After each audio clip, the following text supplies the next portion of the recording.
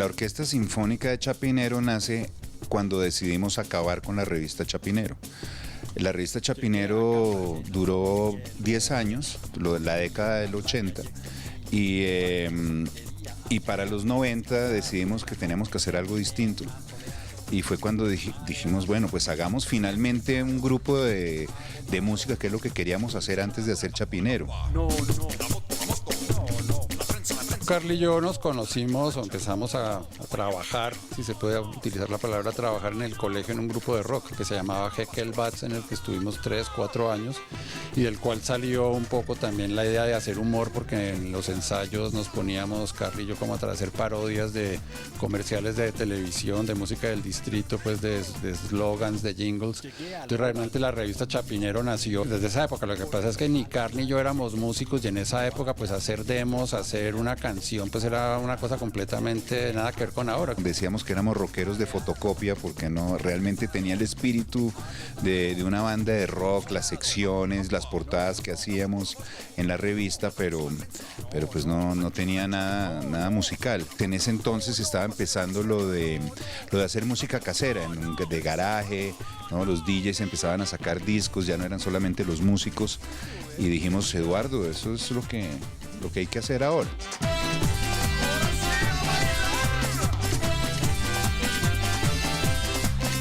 En el año 89, Fernando Muñoz, que era miembro de Hora Local, él ya tenía una grabadora Ampex de 8 pistas. Entonces él y Ignacio Villegas hicimos como un estudio de grabación donde Fernando, y empezamos a hacer todas estas canciones. Como es una parodia de la portada, había que incluir diferentes personajes y decidimos poner los personajes que más o menos aparecían en la canción de Revolution No. 9 de abril. Varios políticos, donde hay partes de discursos. Supimos aprovechar bien un disco de los 50 años del Tiempo que tenía todos esos discursos, porque obviamente en esa época tampoco no había internet, era una cosa pues para bajar música, de internet tampoco se podía. Entonces nos tocaba bajar música de otros LPs. Era un trabajo de pegastick, de tijera, de fotos. O sea, el copy-paste nos persigue.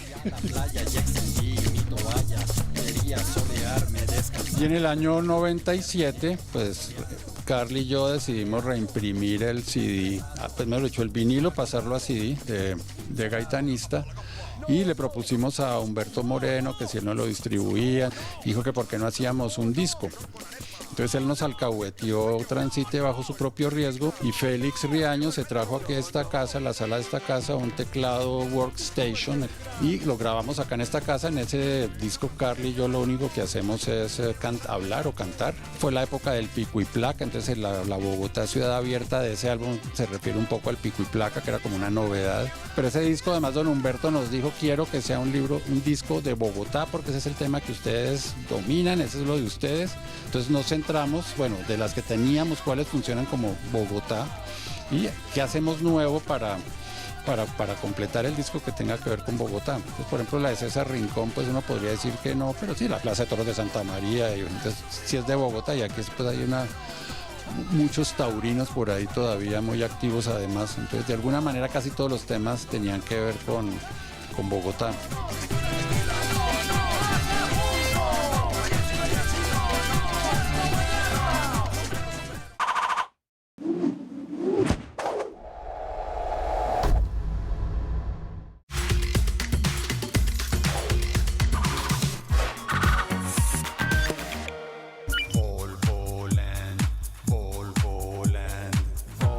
Concierto para Delinquir es un proyecto que nació a raíz de Transite bajo su propio riesgo, en el sentido de que yo quedé súper engomado con el teclado que trajo Félix. Entonces yo empecé como a partir del año 98-99 a empezar a hacer música aquí en la casa. Y en ese momento pues era como la transición del gobierno de Andrés Pastrana, la llegada del gobierno de Uribe, todo el tema de los paramilitares, las masacres. Entonces yo andaba realmente como con mucha furia, ¿no? Pues como de esa época de tanta violencia, tantos muertos y todo. Entonces yo empecé a buscar esos temas, hice algunas parodias como de My Favorite Things, pues la de la novicia rebelde, y le puse la letra que paramilitares al amanecer, guerrilla venteada al anochecer, esas son cosas que me hacen pensar Colombia, no sé qué. Entonces adapté como My Favorite Things a eso. Casi que parecería como de Radio Chapinero en ese sentido, ¿no? Que son los personajes de la política de ese momento. Una rata todos los días. Es el mejor sistema de transporte. Pues nos dimos cuenta que para hacer el programa, que duraba unos 20 minutos, 25 hasta 30 minutos al aire, necesitábamos como hacer como más canciones, videos de las canciones, para que no fuera solamente los dos hablando. Y fue cuando dijimos, bueno, ¿por qué no como que revivamos un poco la Orquesta Sinfónica de Chapinero con las cosas que están sucediendo? Y empezamos a generar un material que después de un tiempo dijimos, no, bueno, ya tenemos material suficiente para sacar un disco. Y así salió. En ese disco de Bogotá Ciudad Abierta hay temas que no formaron parte de Radio Chapinero. Es decir, la de Volvo Land estaba lista antes y la de Bogotá Ciudad Abierta la hicimos también pensando en el disco.